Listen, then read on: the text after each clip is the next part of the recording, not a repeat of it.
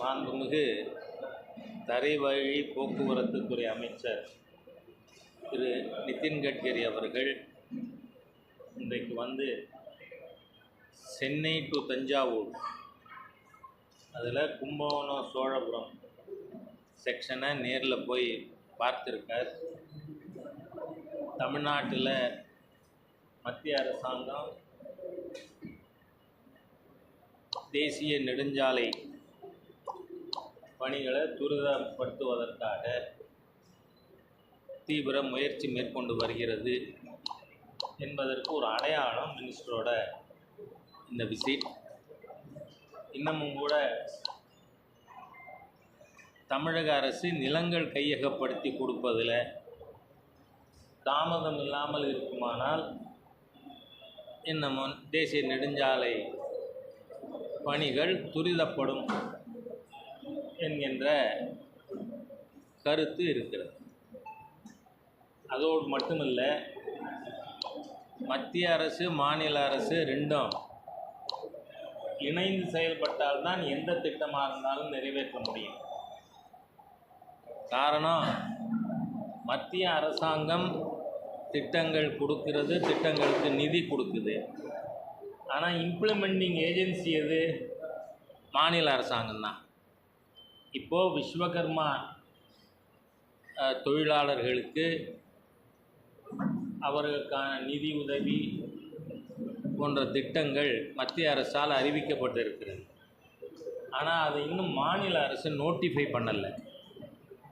ஆகவே வர்ற 17ஆம் தேதி விஸ்வகர்மா தினம். ஆகவே அந்த விஸ்வகர்மா தினத்திற்குள் இந்த திட்டத்தை மாநில அரசு நோட்டிஃபை பண்ணினா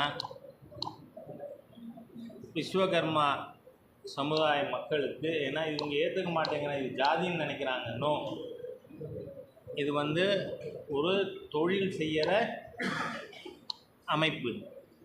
அதனால் அது தங்க தொழிலாக இருக்கலாம், வெள்ளி வேலையாக இருக்கலாம், மர வேலையாக இருக்கலாம், இரும்பு வேலையாக இருக்கலாம். ஆகவே இந்த மாதிரியான பல்வேறு விதமான தொழில்களை செய்யக்கூடியவர்களுக்கான நிதி உதவி திட்டம். ஆகவே மாநில அரசு வருகின்ற 17ஆம் தேதி விஸ்வகர்மா தினத்துக்குள் இந்த மத்திய அரசாங்கத்தின் விஸ்வகர்மா திட்டத்தை நோட்டிஃபை பண்ணணும்னு கேட்டுக்கிறேன். நானாக சொல்கிறதுக்கு தான் இருக்குது, நீங்கள் எதுவும் கேட்கறதா கேட்கலாம். எதிர்பார்த்தேன்.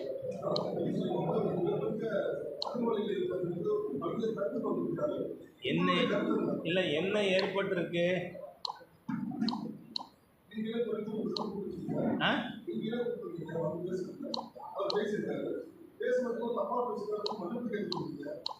யார் சொன்னா?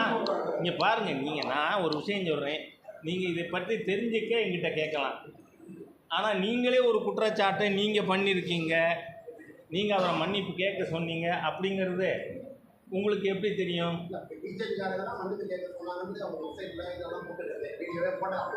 இல்லை பாருங்கள், முதல்ல இந்த இஷ்யூக்கு பேசிக்காக போனீங்கன்னா, ஃபஸ்ட்டு இந்த ஜிஎஸ்டிங்கிறது புது வரியா? இல்லை, ஜிஎஸ்டிக்கு முன்னாடி தமிழ்நாடு சேல்ஸ் டேக்ஸ் இருந்தது, சென்ட்ரல் சேல்ஸ் டேக்ஸ் இருந்தது, கலால் வரி இருந்தது, என்ட்ரி டேக்ஸு, ஆக்ராய், 32 விதமான வரிகள் இருந்தது.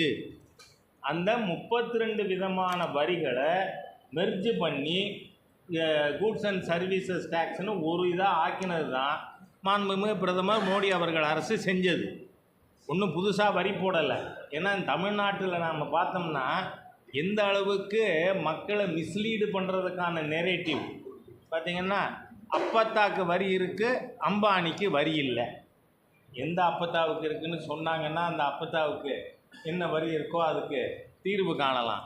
இந்த மாதிரியாக வந்து பிரெட்டுக்கு இல்லை, பட்டருக்கு இருக்குன்னா, பட்டருக்கு டேக்ஸு ஜிஎஸ்டி வரதுக்கு முன்னாடியும் இருந்தது. ஏன்னா ஜிஎஸ்டி கவுன்சிலுக்கு நாம் கொடுத்த குறைந்தபட்ச இது என்ன, minimum denominator no revenue gain. அரசாங்கத்திற்கு ஜிஎஸ்டியால் வருவாய் அதிகரிக்கணுங்கிறது இருக்கக்கூடாது. என்ன நடக்கலாம்? இப்போது 5% ஒரு ஸ்லாபு, அப்புறம் 12ன்னா ஒரு பொருளுக்கு 9 இருந்தது 5000 தான் 4% டேக்ஸ் குறையும். அந்த 9ங்கிறது 12 ஸ்லாபில் ஃபிக்ஸ் பண்ணியிருந்தா 3% கூட இருக்கும். இந்த மாதிரியான கோரிக்கைகள் இருக்கலாம். அது இருந்தால் மத்திய அரசாங்கம் பல டேக்ஸ் நாம் குறைச்சிருக்கோம், ரேட்ஸ் ரெடியூஸ் பண்ணியிருக்கோம். அந்த மாதிரி இருந்தால் நாம் பரிசீலிக்கிறதுங்கிறது அரசாங்கம் எப்பொழுதுமே தயாராக தான் இருக்குது. ஏன்னா 28% டேக்ஸுங்கிறாங்க. 28% டேக்ஸு எத்தனை கூட்ஸுக்கு இருக்குது? Only 3% of the goods. அதனால் ரொம்ப யோசித்து தான் ரெவென்யூ எக்ஸஸாக வரணுங்கிற அளவுகோலே இல்லாமல் நாம் இதை கொண்டு வந்திருக்கோம். இப்போ அவங்களுக்கு சிரமங்கள் இருக்கலாம், இருந்ததுன்னா ஏதாவது கோரிக்கை வச்சா அதையும் மாண்புமிகு நிதியமைச்சரே பரிசீலிக்கிறேன்னு சொல்லியிருக்காங்க. அதில் அவர் மாண்புமிகு நிதியமைச்சருக்கு ஒரு எம்பாரஸ்மெண்ட் வந்துருச்சு. அதனால் நான் அவங்கள பார்த்து நான் சாரி சொல்ல விரும்புகிறேன் அப்படின்னு அவர் சொன்னதுனால தான் அந்த மீட்டிங்கே அரேஞ்ச் பண்ணாங்க. அதனால் அவர் சந்திக்கிறதுக்கான ஏற்பாடே கூட அவரோட ரிக்வஸ்ட்டில் தான் நடந்தது. அதனால் இதில் எந்த விதத்துலேயும் பாரதிய ஜனதா கட்சிக்கோ அல்லது அமைச்சர் தரப்புலையோ எந்த ஒரு பங்கும் இதில் இல்லை.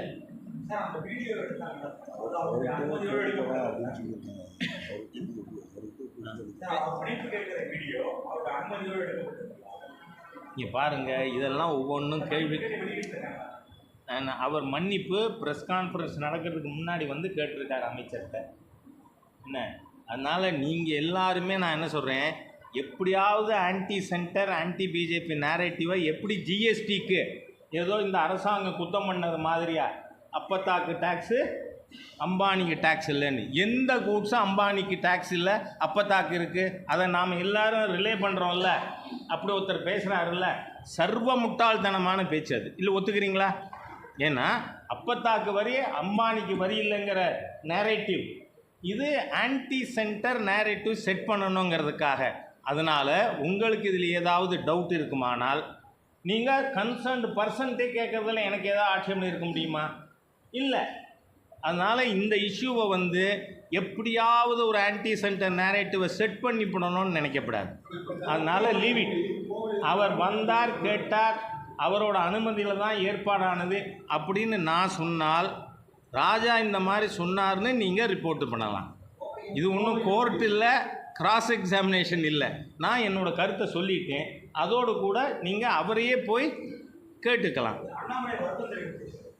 பாருங்க, நீங்கள் அதான் இப்படி எதுவும் கேட்க வேண்டாங்கிறேன்னா, அப்புறம் நான் இதுக்கப்புறம் நான் அவரோட பேசணும், அதுக்கப்புறம் தான் உங்களுக்கு சொல்லணும்னு சொல்ல முடியுமா?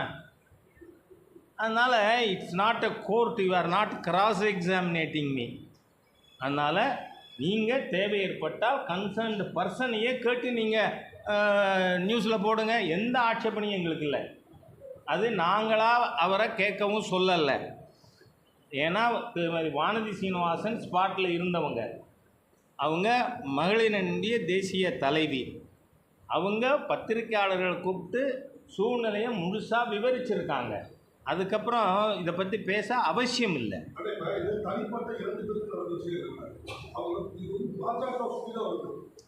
பாருங்க, பாஜக தான் ஆட்சியில் இருக்கு.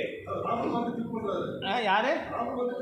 நீங்கள் நல்ல வேளையாக ராகுல் காந்திங்கிற ஒரு ஆன்டி இண்டியனை, இந்த நாட்டுக்கு விரோதமாக பேசுகிற ஒரு நபரை பற்றி கேட்டுட்டீங்க. I thank you for it. என்ன ஒரு எதிர்கட்சி தலைவர், இவருக்கு எப்படி தலைக்கு ஏறி இருக்குன்னா, மாண்புமிகு பிரதமர் சொன்னது தான். ஒரு மாணவன் நான் 99 வாங்கிட்டேன் 99 வாங்கிட்டேன் 99 வாங்கிட்டேன்னு ரொம்ப குதூகலமாக ஓடின்னு இருக்கார். அப்போ தான் டீச்சர் அப்பா நீ வாங்கின 99 100க்கு 99 இல்லை கண்ணு, 543க்கு 99ன்னு சொல்ல வேண்டியதாக போச்சுன்னு. ஆகவே ராகுல் காந்தி அமெரிக்காவில் போய் யாரோட அவர் was wining and dining with whom, யாரோட அளவலாவி கொண்டு இருக்கார்? Ilhan Omar, American senator. அவர் பாகிஸ்தானோட செலவில் ஸ்பான்சர்ஷிப்பில் பாகிஸ்தானுக்கு இந்தியாவுக்கு எதிராக பேசியவர். அதோடு மட்டுமல்ல, அந்த இலாஸ் உமர் அமெரிக்க செனட்டில் மாண்புமிகு பிரதமர் மோடி அவர்கள் பேசினதை பாய்காட் பண்ணவங்க. இன்றைக்கி ரிப்பப்ளிக் பார்ட்டியினுடைய கேண்டிடேட்டாக இருக்கிற முன்னாள் ஜனாதிபதி டொனால்ட் ட்ரம்ப் அவர்கள் என்ன சொல்கிறார், இந்த அம்மாவை சோமாலியாக்கே திருப்பி அனுப்புறது நல்லதுங்கிறார். ஏன்னா இப்போ அங்கே ஜனநாயக கட்சிக்கு வேட்பாளராக இருக்கிறவர் இந்திய வம்சாவளியினர். நம்ம மன்னார்குடி பக்கத்தில் இருக்கிற பையா நாடு தான் அவங்க ஊர். அந்த மாதிரியாக இந்த அம்மா சோமாலியாவிலேருந்து வந்த இந்திய விரோத சக்திகள், இந்த நாட்டுக்கு எதிரான சக்திகளோட ஹாப்னாபிங் வித் தம். இது எந்த விதத்தில் எதிர்கட்சி தலைவரோட லட்சணம். அதனால் அப்படிப்பட்ட நபரை பற்றி இங்கே ரெஃபரே பண்ணாதீங்கிறேன் நான். I will not answer. ஏன்னா இஸ் ஒர்க்கிங் எகெயின்ஸ்ட் இந்தியாங்கிறது மட்டும் இல்லை. எனக்கு என்ன தோணுதுன்னா, இவர் ஒரு முகமது யூனுஸ் ஆகணும்னு நினைக்கிறாரோ. முகமது யூனுஸ் யார்? பங்களாதேஷினுடைய அரசியல் பின்னணியே இல்லாமல் பல வெளிநாட்டு சக்திகள் தூக்கி உட்காத்தி வச்சிருக்கிற ஒரு பப்பெட்.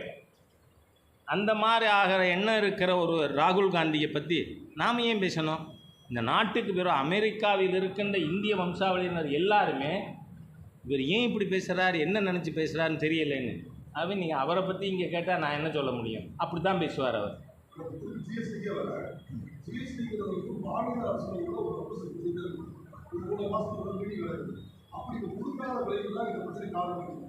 இங்கே பாருங்கள், ஜிஎஸ்டி கவுன்சில் 17 கூட்டங்கள் நடத்தின பிறகு 1200க்கு மேற்பட்ட types of goods and services, அதனுடைய ஒவ்வொரு ரேட்டும் மாநிலங்களுடைய நிதி அமைச்சர்கள் கொண்ட ஜிஎஸ்டி கவுன்சில் அவங்க அப்ரூவ் பண்ணி தான் எல்லா ரேட்டும் கூட ஃபிக்ஸ் ஆச்சு. நீங்கள் மாநிலங்களை கேட்காமன்னு சொல்கிறது எந்த விதத்திலும் பொருத்தமானது இல்லை. காரணம் என்ன? ஜிஎஸ்டி கவுன்சில் இந்த 1200 டைப்ஸ் ஆஃப் கூட்ஸ் அண்ட் சர்வீசஸோட ஒரு இண்டிவிஜுவல் ஐட்டத்தினுடைய டேக்ஸ் ரேட்டை கூட யுனானிமஸாக பாஸ் பண்ணியிருக்காங்க.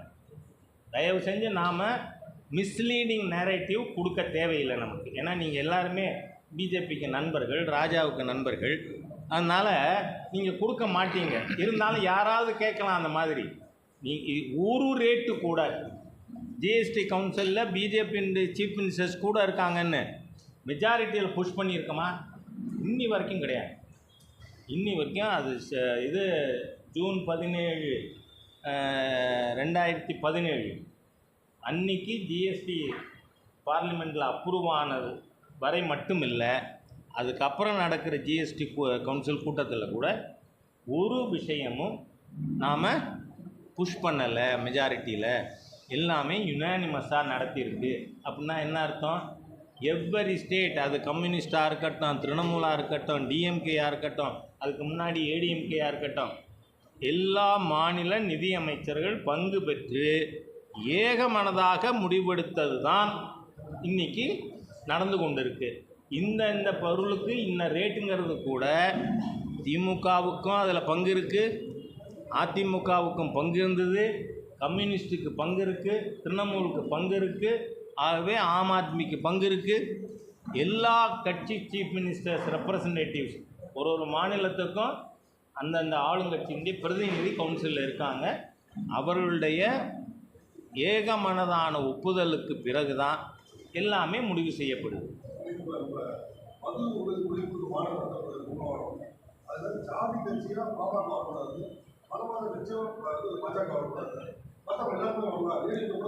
திருமாவளவனோட கட்சி ஜாதி கட்சியா இல்லையா சொல்லட்டும். அவரே வச்சிருக்கிறது ஜாதி கட்சி. நீங்கள் அதுலேயும் பார்த்தீங்கன்னா பட்டியல் சமுதாய மக்கள், அருந்ததி சமுதாயத்தை சேர்ந்தவர்கள், அவங்களுக்கு சட்டப்படி திரு மு கருணாநிதி அவர்கள் சிஎம்மாக இருக்கையில் 3% உள்ஒதுக்கீடு கொடுத்தாங்க. அதை இவர் அப்போஸ் பண்ணுறாருன்னு ஹோல் அருந்ததியர் கம்யூனிட்டி இவருக்கு எதிராக இருக்குது. ஆக ஜாதி கட்சி வச்சிருக்கிற ஒரு நபர் இன்னொரு கட்சியை ஜாதி கட்சி மத கட்சின்னு பேசுகிறது எந்த விதத்தில் பொருந்தும்? அது how you have decided to ask that question எனக்கு புரியலை.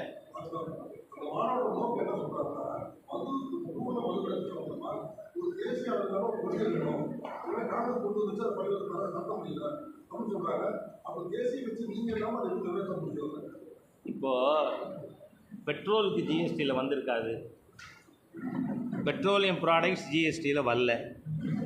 அது தவிர இன்னும் ஒரே ஒரு பொருள் ஜிஎஸ்டியில் இல்லை. என்னது?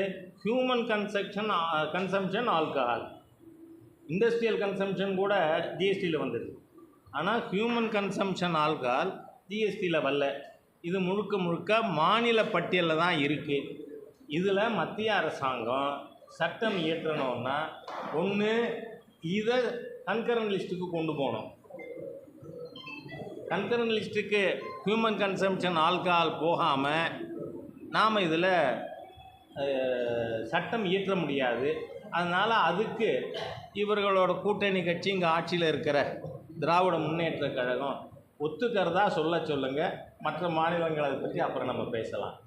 காரணம், whole subject is with state. அதனால் சென்டர் இதில் ஒரு இன்னாக்ட்மெண்ட் கொண்டு வர முடியாது.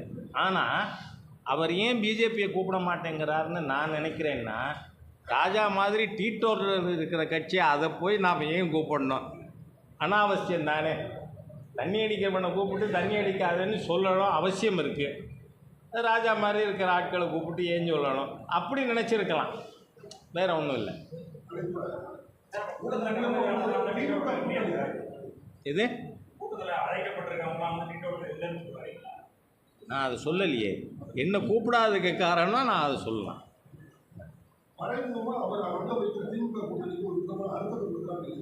பாருங்களேன், இந்த மாநாட்டில் நான் எல்லாரையும் கூப்பிடுறேன் அப்படின்னு சொல்கிறது எதுக்காக இருக்கலாம்?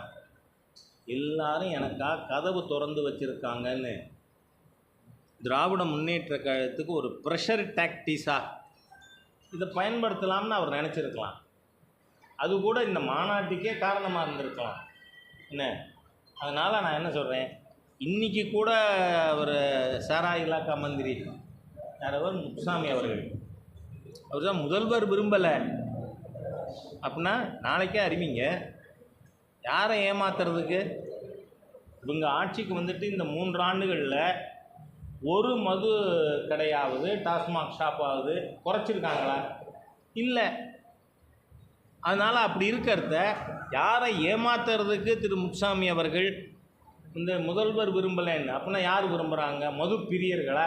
இவர் தான் வந்த உடனே சொன்னார், குடிகாரன்னு சொல்லக்கூடாது. இவர் தானே சொன்னார். நல்ல வேலை, ஞாபகம் என்னது கரெக்டாக இருக்குது. இவர் தான் சொன்னார் மது பிரியர்கள் அப்படி சொல்லணும்னு. அதனால் நீங்கள் அவங்களையே கௌரவப்படுத்தணும்னு நினைக்கிறவங்க, அப்போ இந்த அரசாங்கம் முதலமைச்சர் குடிக்கு எதிராக இருக்கார் அப்படின்னா அது யார் ஏற்றுக்கிறது? இந்த அரசாங்கம் குடி மாத்திரம் இல்லைங்க. இப்போ 3 நாள் முன்னாடி ஒரே நாளில் 6 கொலை நடந்தது. ஸ்பொராடிக், தமிழகம் முழுக்க, ஒரு இடத்துல இல்லை.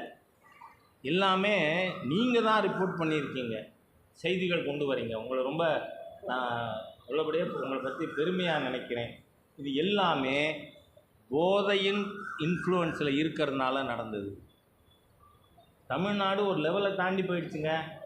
தமிழ் சமுதாயத்தை இந்த திராவிடியன் ஸ்டாக் முழுமையாக சீரழிக்காமல் விடமாட்டோம்னு உறுதி பூண்டு சீரழித்து கொண்டிருக்கின்ற ஒரு தீய ஆட்சி இன்றைக்கி தமிழ்நாட்டில் இருக்குது. போதைகளை வச்சு அது கொஞ்சம் கொஞ்சமாக குடிகாரன்னு சொன்னது போக இப்போ கஞ்சா போடுறான், இல்லை கெட்டமின், இப்படியெல்லாம் தமிழ் சமுதாயத்தை கெடுக்கிற சீரழிக்கிற. நான் கேட்குறேன், 48,000 கோடிக்கு மேலே தமிழ்நாட்டில் சாராயத்தை வரி அப்படின்னா தமிழன் எவ்வளவுக்கு குடிக்கிறான் பாருங்க. 48,000 கோடிங்கிறது இட் இஸ் ஒன்லி டேக்ஸ். அதை போல் 15% டேக்ஸ் இவங்களுக்கு வருதுன்னா அதை போல் 6 பங்கு 3 லட்சம் கோடிக்கு தமிழன் குடிக்கிறான் வருஷத்துக்கு. இதை எப்படி பீகாரில் திரு நிதிஷ்குமார் அவர்கள் தலைமையிலான ஆட்சி நாளையிலேருந்து குடி இல்லைன்னு முடிவெடுத்தாங்க, அது மாதிரி இந்த அரசாங்கம் எடுக்க தயாரா?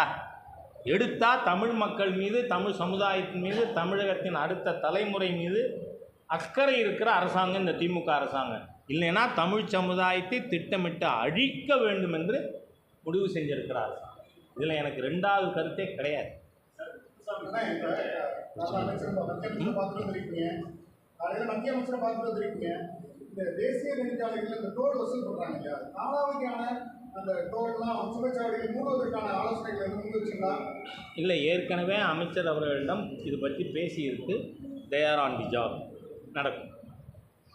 இப்ப ஆன்டி இந்தியன்னு சொல்லியிருக்கீங்க, ராகுல் காந்தியை சொன்னீங்க. ஆமாம், இப்ப வந்தோடனே ஏதாவது சட்டரீதியாக அவரை கைது பண்ணி நடவடிக்கை எடுக்க வாய்ப்பு இருக்கா? பாருங்க, அதெல்லாம் நான் முடிவு பண்ண முடியாது. நான் என்னோட உணர்வுகளை சொல்லியிருக்கேன். இந்த தேசத்தை பற்றி அந்நிய மண்ணிலே இழிவாக பேசுகின்ற நபர் இந்த நாட்டின் எதிரி தான். அதில் ரெண்டாவது கருத்து எனக்கு இல்லை. ஓகே, அதனோட விஸ்வகர்மா அந்த தொழில் சார்ந்தது அப்படிங்கிற விஷயத்த சொன்னீங்க. சாதி எதன் அடிப்படையில் ஆனது? பாருங்களேன், நாம் இதெல்லாம் விவாதம் பண்ணோம்னா நான் ரெடி. அதுக்கான நேரம் வேணும். நீங்கள் வர்ணாசிரமம் பற்றி கண்ணபிரான் கீதையில் என்ன சொல்லியிருக்கான், அதையே வள்ளுவர் திருக்குறளில் சொல்லியிருக்கார். கண்ணன் கீதையில் என்ன சொல்கிறார்? சாத்துர்வண்யம் மயா சிருஷ்டம், 4 வர்ணங்களை நான் உருவாக்கி இருக்கிறேன். எதன் அடிப்படை? அடுத்த வரியில் சொல்கிறார், குண கர்ம விபாகசகா. குணா குவாலிஃபிகேஷன், கர்மா ஜாப். அதன் அடிப்படையில் அதை விபாகசகா வரிசைப்படுத்தி இருக்கிறேன்னு சொல்லியிருக்கார். அதில் உச்ச நீச்சம் இல்லை. குணா கர்மா குவாலிஃபிகேஷன் ஜாப் அடிப்படையில். இதையே திருவள்ளுவர் என்ன சொல்கிறார் திருக்குறளில்? பிறப்போக்கும் எல்லா உயிர்க்கும்.